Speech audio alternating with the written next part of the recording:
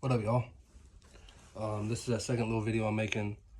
It's a follow-up for the first one I made, identifying and acknowledging our traumas. So if by chance you're one of the people to watch that, thank you. I appreciate you. Had like 60 views or something, but if out of the 60 help one person, then it's all worth it. It's definitely worth it. So I talked about three questions that I use when identifying traumas. You know, the did it happen? Is it happening now? Why will I let it affect my future? And when I talked about number one, did it happen? I talked about having to acknowledge that and own it, that it did happen. And I know that's not an easy thing to do. And in some of the situations we talked about, you know, whether it's the loss of a loved one or sexual or physical abuse as a child or just neglect as a child, or just not being able to deal with the loss of a relationship, you know, there's a bunch of different issues and trauma that people go through. But today we're going to talk about specifically the loss of a loved one, and how can we kind of accept that and move on with life after that happens, because it's a traumatizing deal.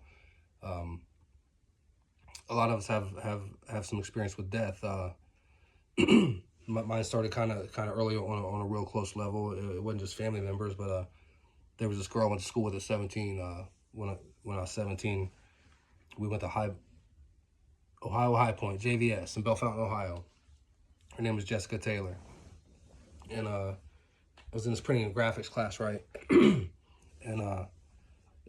we hit from go. It was jump. I was in a relationship with a girl back from the hometown, so I didn't get into anything there, because I've never been that dude. But it hit and it clicked, and we talked, and I guess I was that dude, because I was talking and I had intentions, you know. So I guess I own that. I was that dude. But so as time went, we just grew, you know, because we're in this vocational school. He's in his classes all day long, and the time came where I was like, man, I need to make my move. I need to make a move. So I'm going, and I'm about to cut shit off with the hometown girl at the time, you know. And shit was going okay. And then after school one day, Jess got killed in a car crash. They were riding home with their peoples. Old dude was a dummy. Drove around the car, went to passing people and turned left and got sideswiped, and it was all bad. She died. That was a tough one. And you know, but out of that negative, this goes left. I end up hanging out with her best friend through that trauma, and through that grief. We end up hanging out. One thing led to another one night, and then boom, there's my first son. So I took the positive from that, you know. If that never would have happened, I never would have had my first son, and he wouldn't be here, you know. And he's a great dude. He's a great dude out there killing it in life. But you know, like I said, you talk about honoring people's memories, and what does that mean, and what do we do to honor a memory? Because yeah, we've accepted it, and our head's still fucking tied in knots, right? It can't think straight. I just can't get out of myself. I can't figure it out. I'm so lost in the sauce, I guess, that I don't know what to do. So what you do is you honor the memory, and the way you do that is realize that person is gone. You know, they're gone, and you're still here. And some people take guilt with that, but you shouldn't, because they definitely would want you to. But so to honor that memory, you got to remember every step that you take, that's a step that they could take, and you should be happy that you're taking it. And when you take it for them, you know, take it not only for them but for you, but you're walking with them. When you're breathing in that fresh air, they're breathing it in with you. And it's on different levels, whether it's a girlfriend you lost, or your best friend, or fuck, when my dog died, bro, I had that fool for 15 years, you know.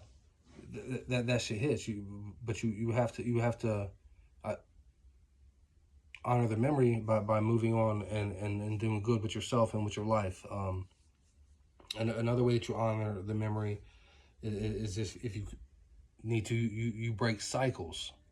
So if say you've lost a parent, right? You've lost somebody really close to you, and you just want to talk to them, you just want to hear them, and get that advice. You want to know, man, do I turn left or I go right? What do I do? Tell me.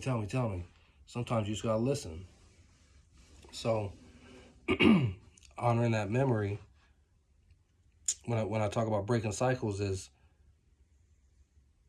the people who've passed might have had their own issues with life. We got to remember, and I'm gonna touch on this later, but our parents were just people trying to live life just like you are right now, and then boom, they got a baby. They're like, oh shit, son. And then, so now they got to try to figure out life with a baby. Some of our parents that never got the lessons that they needed to help raise that baby the right way, and that's because their parents didn't, and their parents didn't, and because nobody ever broke that cycle. Nobody ever stopped and said, nah, ain't happening on my watch, yo. That's just curtains around here. You break that cycle. You honor the memory, you know. Like I said, walk those steps with them. Breathe those breaths with them. They never left you. And sometimes, like I talked about, our minds getting jumbled. And I'm kind of rambling here, you know, because I don't write this shit down. I ain't got no plan for this shit. The one in the car, I had to do it. I've been wanting to do it for a while, and then something just forced me. I gotta do it. You know, I made a promise, and I gotta keep that. So when I feel the need to do them, I gotta do them. So here we are, and I ramble it out. So when our minds get so stuck up in that loss and in that grief, honor the memory. And when you need to keep your mind busy, find something to focus on that brings you to them. You know what I'm saying? Well, not brings you to them, helps you all meet in the middle. So like I talked about with my dogs, that dude is in the corner of my room, him and Kiki, and their ashes and a couple of their favorite toys. You know what I'm saying? So whenever I get sad, I can look up there and I can smile because he loved that toy. You know what I'm saying? My homie Zach was my best friend.